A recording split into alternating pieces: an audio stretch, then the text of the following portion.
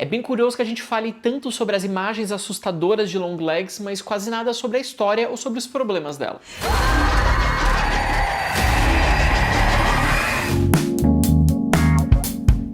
Oi, eu sou o Bruno Carmelo, hoje eu venho falar sobre o filme de terror Longlegs, Vínculo Mortal, dirigido pelo Osgood Perkins. Mas segue o canal do Me Amargo aqui em cima e ativa as notificações para não perder nenhum vídeo novo. Na trama, a agente do FBI Lee Harker, interpretada pela Maika Monroe, começa a investigar o paradeiro de um assassino em série. Ela descobre que a motivação desse criminoso está intimamente ligado ao passado da própria investigadora. Quando a gente lê as críticas e os comentários dos espectadores, se fala muito sobre como as imagens são assustadoras, a trilha é potente, como aquele clima todo é muito sinistro.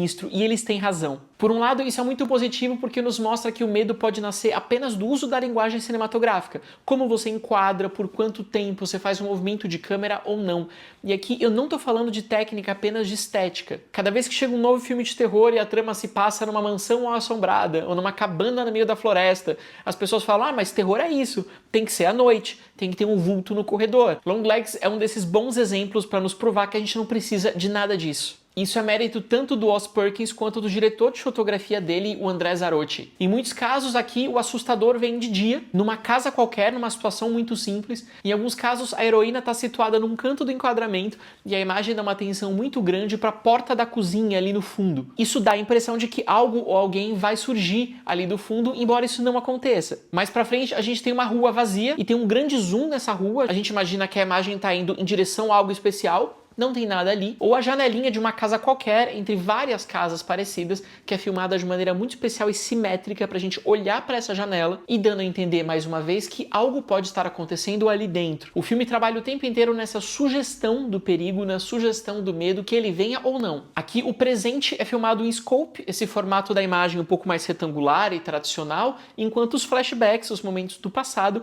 são filmados na tela mais próxima do quadrado, como se fosse um 16mm, embora não seja. Recentemente a gente teve ótimos filmes de terror como Corrente do Mal e Homem Invisível, que também tinha uma maneira muito especial de olhar para os espaços e criar tensão apenas a partir disso. Inclusive um dos principais motivos pelos quais o vilão Longlegs, interpretado pelo Nicolas Cage, é tão assustador é porque nas primeiras aparições dele, ele tem o rosto cortado pelo enquadramento, os olhos não estão visíveis ao espectador, o que sugere algo muito forte, muito potente que a gente não vê. E nesse momento a gente começa a discutir construção de personagens quando surgem os vários problemas de Longlegs. Isso porque nenhuma beleza ou nenhuma esperteza de enquadramento, de luz, de duração de plano se sustenta em si mesma. Toda a linguagem é criada em função de uma narrativa, em função de algo a contar, especialmente num filme clássico narrativo como esse. E aí quando a gente presta atenção na construção de personagens, na motivação de cada um deles e como a trama se desenvolve, a gente vê que pouca coisa se sustenta. Primeiro porque a construção dali abraça todos os estereótipos mais desgastados do cinema de terror, do suspense e do cinema policial. O mal que ela investiga e combate é feito exclusivamente para ela.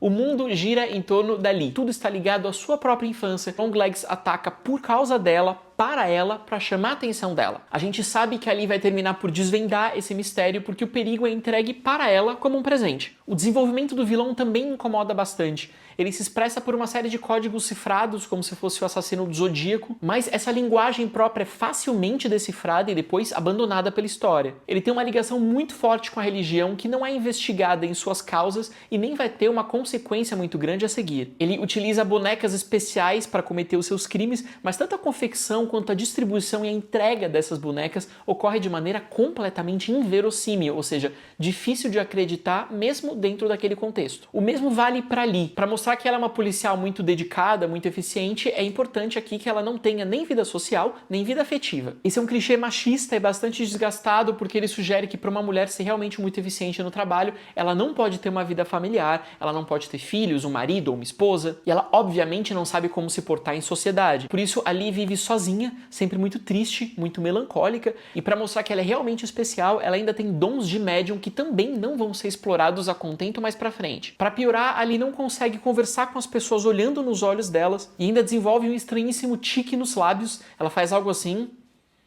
de ficar retorcendo os lábios o tempo inteiro. Quem já acompanha a carreira da Maika Monroe, que é uma ótima atriz, a gente sabe que ela não é afetadíssima, ela não é maneirista, mas ela foi dirigida dessa maneira.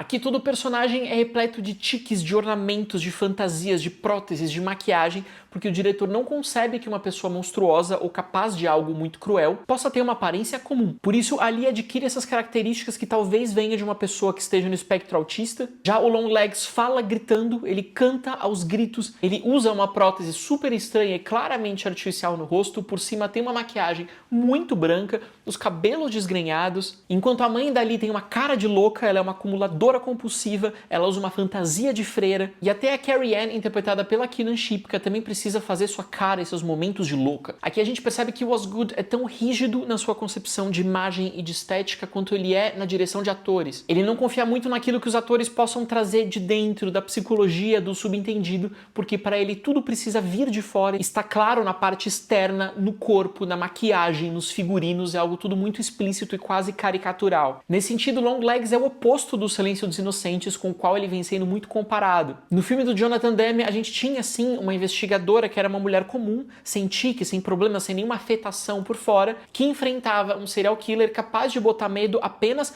pelo olhar, pela maneira como ele trabalhava diálogos, não precisava de tanta fantasia e tanto enfeite para criar uma imagem da maldade. Longlegs acaba assustando pelo excesso, pelo acúmulo e por uma imagem muito específica da excentricidade, do diferente. No discurso desse filme, a monstruosidade nunca pode vir de uma pessoa de aparência comum, ela sempre vem do outro, daquele que visivelmente é bizarro. Por isso, o monstruoso precisa ser o esquisito, aquele de gênero ou sexualidade ambígua, duvidosa, como a gente tem tanto na investigadora quanto no vilão, e nesse sentido se distancia de tantos filmes de terror contemporâneos que usam a figura do outro enquanto forma de aceitação. Longlegs é um filme que ainda manifesta certo repúdio por tudo que é diferente, tudo que é bizarro, enquanto ele mantém como real vítima ideal de pureza uma família patriarcal, convencional, formada por papai, mamãe e filhinha, que são afetados pelo mal entrando literalmente pela porta da frente. Essa é uma produção bastante conservadora na maneira como ela observa a alteridade. No final, entre discurso e narrativa, existe pouca coerência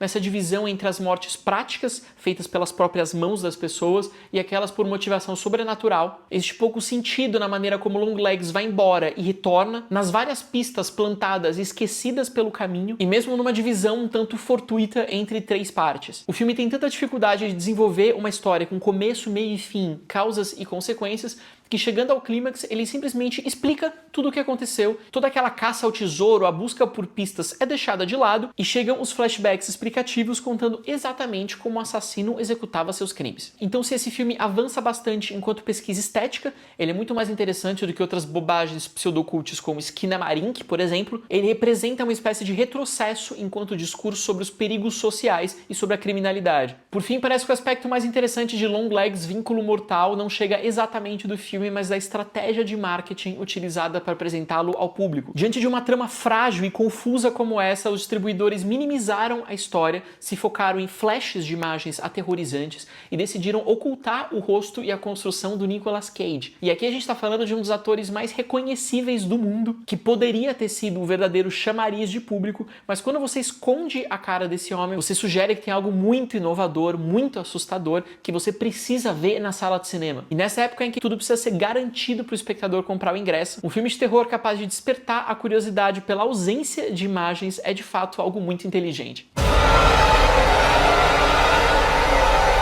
Eu fico por aqui hoje, me diz aqui nos comentários se gostou de Longlegs, se concorda comigo, siga o canal do Me Amargo aqui em cima, ative as notificações, também acompanhe os textos que eu publico no meamargo.com e siga nas redes @meioamargocine.